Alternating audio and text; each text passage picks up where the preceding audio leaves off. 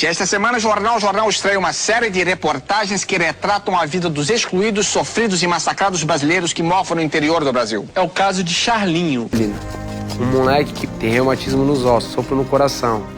O médico fala para seus pais, ó, ele não vai ser mais um garoto normal. Sim, rapaziadinha, chegou aquela análise que você tanto espera para aquele final de semana maldito, onde a gente vai ficar na ponta ali da cadeira, quase caindo, quase infartando, onde teremos o pigmeu dos infernos, Ilia Topuria, enfrentando De Charlinho, um menino que só quer lutar. Certo, rapaziada, sem muita enrolação, eu vou dizer pra vocês, vamos logo pra essa análise completa. UFC 317, eu me chamo Gabriel Mota, seja bem-vindo à tripulação do MMA Pirata.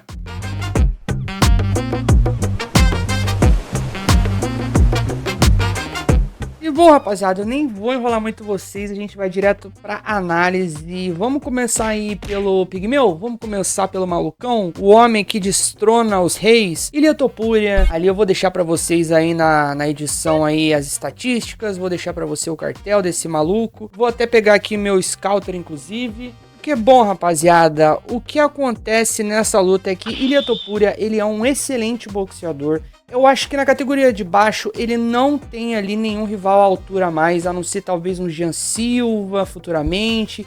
Quem sabe ali... Sinceramente, acho que só o Jean Silva mesmo que pode dar um certo jogo pra ele, principalmente porque o jogo dele é um boxe muito alinhado, ele esquiva muito bem, ele pendula muito bem, ele não é um atleta que tem tanto footwork, por exemplo, como um Lomachenko. Se você gosta de boxe, você vai entender do que eu tô falando, um atleta que fica ciscando, um atleta que fica ali utilizando o movimento de tronco de cabeça, ih, que papinho mole, hein? Um atleta que ele não fica tanto ciscando, por exemplo, como o Michael Chandler, e a gente já volta a falar deste maluco também, mas é o seguinte, ele vai dando passada, ele vai pendulando, pra, principalmente na base dos jabs, ele jogar um cruzado, ele jogar um direto ali, ele jogar um golpe na linha de cintura, um jab e um cruzado ou um direto, e aí sim ele tem um poder de nocaute muito forte nas mãos. Porém, isso só foi considerado, só foi visto na categoria de baixo, nos pesos pena, 66 quilos, e essa luta vai ser nos 70 quilos. Outra coisa, defesa de queda dele excelente, tá? Ah, mas o Bryce Mitchell quedou. Se você assistiu aquela luta, você vai perceber que ele quedou ali num certo embolo, eles foram tropeçando um no outro ali, e aconteceu ele cair, mas logo ele se levantou. E não somente isso, tanto na mão quanto no jiu-jitsu de oportunidade, ele tem condições sim de finalizar a luta, tanto que ele é mais finalizador no cartel dele do que nocauteador, se você for olhar. Porém, as finalizações dele aconteceram muito no começo da carreira, e aí ele começou a nocautear ali a partir de 2019, mais ou menos, principalmente ali no UFC, e aí sim ele virou essa máquina de destruição em massa, certo? Os pontos fortes dele são isso, ele tem uma movimentação, uma consciência de cage, uma consciência de onde ele vai colocar o adversário dele muito boa, ele consegue principalmente ir empurrando lentamente, sem que o adversário tenha tempo ali de ciscar muito, sem que o adversário tenha até tempo de perceber que ele tá sendo condicionado a ir pra trás, e nisso ele consegue botar a mão dele, ele tem muitas fintas excelentes que facilitam com que o adversário não somente acredite que o próprio golpe vai pegar, como que chame o golpe do adversário para que ele consiga pendular e voltar com um jab, um direto, e as mãos dele são muito rápidas. O ponto forte dele nessa luta é o jab, rapaziada, o boxe, não tem jeito, o boxe dele, a minha humilde visão, tá anos-luz do boxe do Charles. E boxe que eu digo, antes que meu querido oráculo Aldenola venha falar na minha orelha aqui, quem conhece tá ligado quem é essa figura carismática, lendária dos grupos aí. Mas a real é que assim, boxe, se a gente pensar somente o boxe de ambos os atletas, o boxe do Topuria está anos-luz ali, tanto no MMA quanto, sei lá, numa luta de boxe mesmo, do que o do Charles, certo? Ele tem bons chutes, tem boas defesas de quedas, tem boas quedas também, ele queda muito bem, ele consegue ter um time ali. Como ele é um cara normalmente baixo, até pra categoria dos penas, ele consegue grudar facilmente na cintura, ele tem muita força, ele tem muita pujança física e gás também. Eu acho que ainda não vi ele perdendo aí rendimento, o queixo dele também tá em dia, até porque ele tá invicto.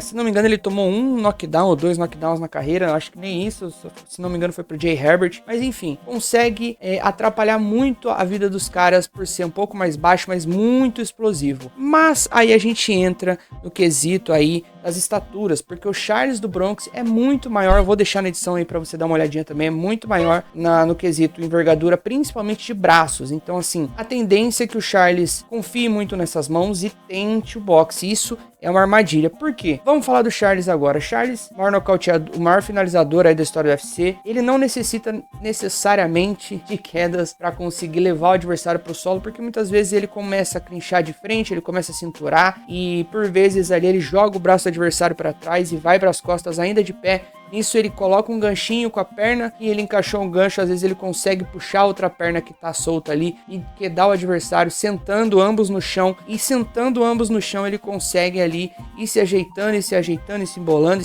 porque quando o Charles de fato está no solo já com o adversário, muito dificilmente ele é controlado e quase sempre ele consegue controlar as ações, o que facilita muito ali para que ele pegue umas costas, pegue um pescoço, um armlock, para que ele consiga bater no adversário, para que ele consiga pontuar, até mesmo respirar.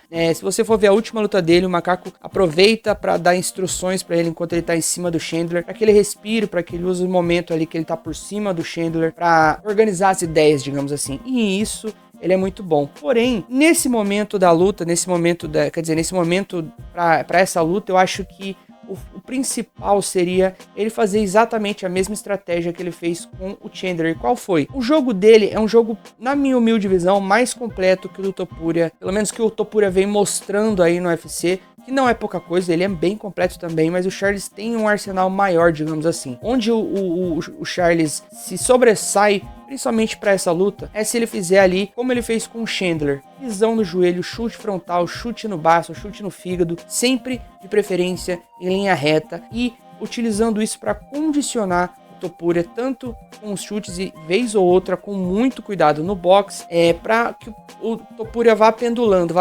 Ou ele pendula para esquivar da mão e dos golpes, ou então vai receber os golpes ali e vai sofrer dano na linha de cintura, ou então até mesmo no queixo, se o Charles der um chute mais alto a lá Anderson Silva. Essa pra mim, na minha humilde visão, seria a estratégia principal para que o Charles tivesse uma chance maior nessa luta, porque assim, sinceramente, rapaziada, não tem como. Favorito para essa luta, Ilia Topuria, não tem jeito, rapaziada, a fase condiz melhor, a idade, os últimos resultados. Antes de eu passar para vocês aí o nosso querido resultado, na minha humilde visão, na estimativa, eu preciso dizer pra vocês, se o Charles vier pra trocar boxe, ele tem muita chance de perder, porque apesar do Ilia Topuria ser muito menor que o Chandler e o boxe do Chandler ser mais explosivo, e acredito até que ele tem ali um certo punch maior que o do Ilia Topuria nos primeiros rounds, mas como o punch dele vai diminuindo de acordo com o gás, eu acho que o Ilia Topuria é perigoso a luta toda, mas a diferença de envergadura, se não me engano, é 1,82 pro Chandler, 1,75 pro Topuria. Então essa vantagem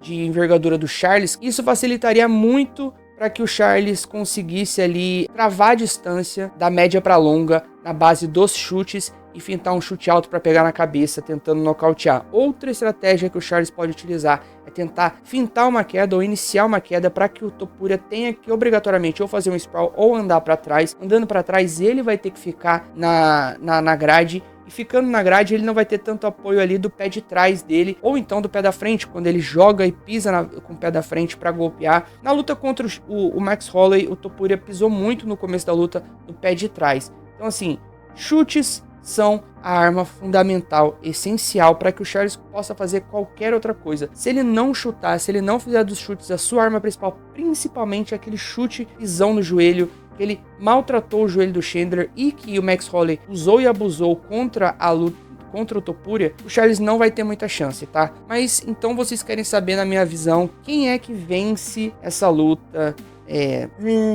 Depois que eu falei todas essas groselhas, depois que eu analisei tudo e eu estudei as últimas lutas de ambos. Ai, rapaziada, ó, vou falar pra vocês na moral. Eu analisei com muita calma, muita frieza a luta deles. E quando o Charles foi lutar com o Tsarukyan, eu disse pra vocês que ele perderia. E ele perdeu. Mas nessa luta existem alguns fatores que a gente precisa botar em prática. O boxe do Holloway é muito melhor que o do Charles também, e ele pegou muito o rosto do Topuria. Se tivesse mais punch, acho que ele poderia ter muito mais sucesso, porque pra mim o Max Holloway tinha ganho o primeiro e o segundo round até perder no terceiro, tá? Dito tudo isso, o Topuria tem mãos e técnica muito mais rápidas do que a do Chandler, e o Chandler botou muita mão, principalmente em linha reta, na cara do Charles. Golpes lateralizados, eu acho que o Charles tem uma certa defesa até um pouco melhor do que em golpes retos. Golpes retos pegam muito o Charles ainda. Muito perigoso isso, mas eu acho que se o Diego Lima falar na orelha dele com calma, explicar para ele que ele precisa chutar, rapaziada.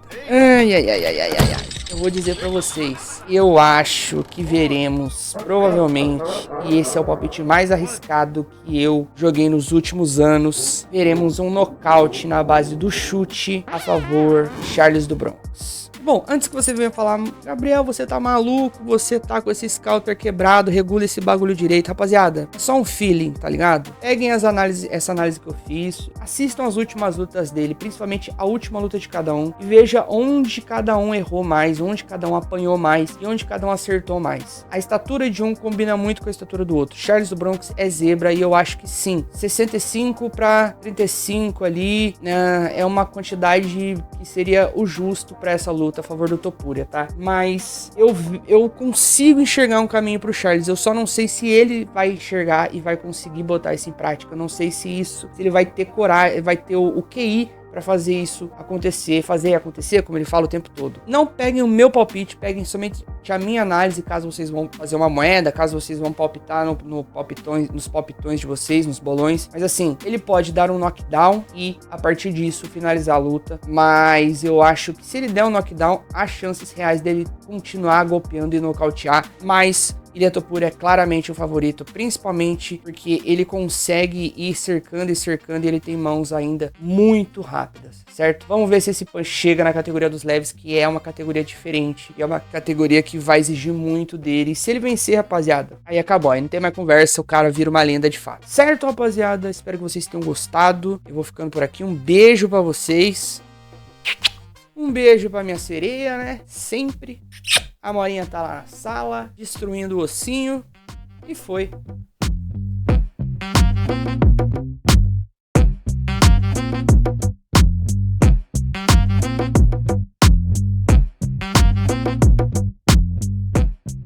Perfect.